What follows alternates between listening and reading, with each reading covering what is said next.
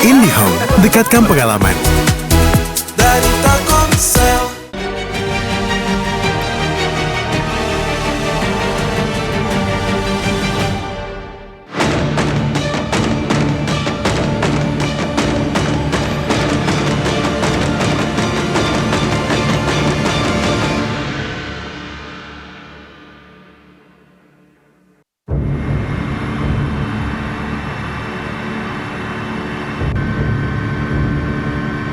Provinsi yang berada di ujung pulau Sumatera ini kembali didera ujian.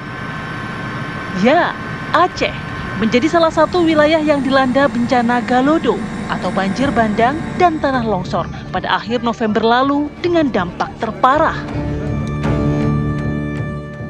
Banjir yang membawa lumpur disertai gelondongan kayu menerjang bak tsunami. Bahkan mungkin kali ini lebih dahsyat dari tsunami 2004 silam. Terjangan banjir melalap rumah, sawah, kebun, dan harta benda lainnya. Desa-desa seperti terkubur bersama nyawa-nyawa manusia yang tak kuasa melawan dahsyatnya bencana. Sejumlah kabupaten di Aceh mengalami kerusakan parah. Lebih dari 80% infrastruktur luluh lantak.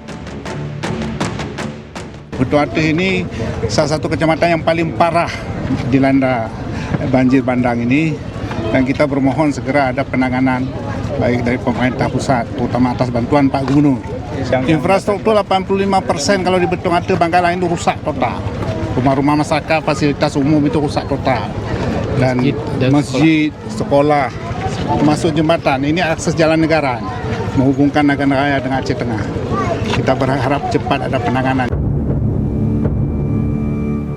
Jembatan-jembatan yang menjadi penghubung antar daerah di wilayah Aceh terputus.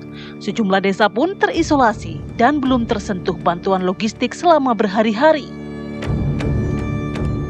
Gubernur Aceh, Muzakir Manaf, bahkan mengungkapkan tak sedikit nyawa melayang bukan hanya karena amukan banjir bandang dan longsor, tapi juga akibat kelaparan.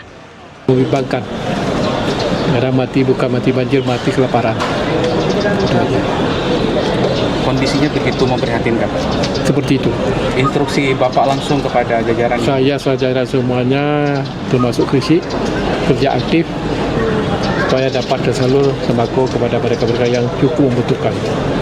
Ya, di mana yang paling urgent ialah Teming, yang Kabupaten Teming, Kabupaten Aceh Timur dan Kabupaten Aceh Utara. Mereka tidak dapat kita salurkan bantuan ke pedalaman melalui kadang masih banjir dan juga jembatan putus. Duka lara yang dialami warga Aceh menjadi perhatian yang tak putus dari pemerintah.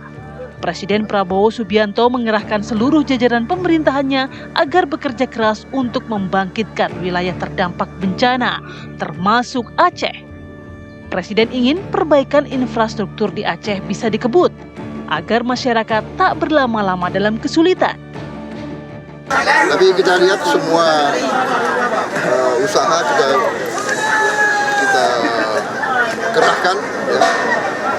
Nanti semua jembatan kita akan perbaiki.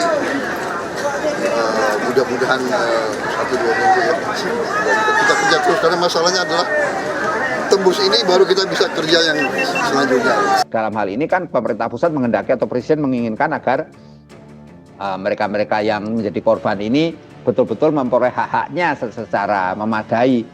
Itu yang penting, Mbak. Tetapi sekali lagi memang target-target ini sangat tergantung kepada daerah, respon daerah sendiri. Kalau daerahnya lamban, daerahnya kemudian aparatnya di daerah sendiri, artinya birokrasi ASN-nya juga kurang tanggap atau bekerja lambat, lelet gitu ya, lemah. Ya ini juga menjadi problem juga, artinya bisa saja target ini nggak tercapai. Pemerintah pusat tentunya juga telah menyiapkan anggaran untuk memulihkan Aceh dengan membangun infrastruktur. Badan Nasional Penanggulangan Bencana (BNPB) yang telah berkoordinasi dengan Kementerian Pekerjaan Umum mengungkap dibutuhkan anggaran sekitar 25,41 triliun rupiah untuk pemulihan Aceh. Kami berkoordinasi dengan Kementerian PU. Tadi dari Bapak Menteri PU khusus untuk Aceh saja pemulihan sampai dengan saat ini kondisi seperti semula membutuhkan anggaran 25,41 triliun. Untuk Aceh kami laporkan untuk yang terisolir, daerah yang masih cukup berat, ada 2 kabupaten di Aceh ini adalah Bener Meriah dan Aceh Tengah, Bapak Presiden. Karena kampung atau kelurahan yang terdampak itu masih ratusan, ada untuk Bener Meriah 232 desa atau kampung, Aceh Tengah 295 desa di 14 kecamatan. Salah satu saya ingatkan kembali semua menteri, semua pejabat, semua pimpinan, waspada, periksa jajaranmu, periksa proyek-proyek yang kalian bertanggung jawab. Ya. Saya tidak mau ada pihak-pihak yang menggunakan bencana ini untuk memperkaya diri. Saya akan tidak, sangat keras. Jangan ada mencari keuntungan di tengah penderitaan rakyat.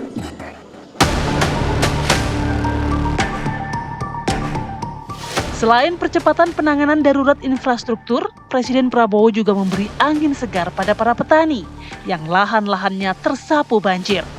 Prabowo mengambil langkah untuk membebaskan para petani dari kewajiban membayar kredit utang rakyat. Utang-utang kur, karena ini keadaan alam, ya kita akan dihapus. Jadi petani nggak usah khawatir tidak bisa kembalikan utang, karena ini bukan kelalaian tapi keadaan terpaksa. Menurut saya ini yang penting juga bagaimana sebenarnya perusahaan-perusahaan yang selama ini istilahnya mengeksploitasi daerah itu juga harus ini, misalnya perusahaan tambang lah, perkebunan lah, kehutanan juga, ya itu juga harus bertanggung jawab, Mbak, dalam hal ini ikut membantu percepatan. Jadi pemerintah daerah harus mengupayakan, karena daerah yang punya datanya, misalnya ini perusahaan apa saja yang pernah beraktivitas itu, perusahaan apa saja yang mengeksploitasi tambang, misalnya pertambangan di situ kan. Duka Aceh, Sumatera Utara, dan Sumatera Barat menjadi duka tanah air. Selain pemerintah, rakyat di berbagai penjuru kota dan daerah juga turut mengulurkan bantuan, meringankan derita saudara satu tanah air.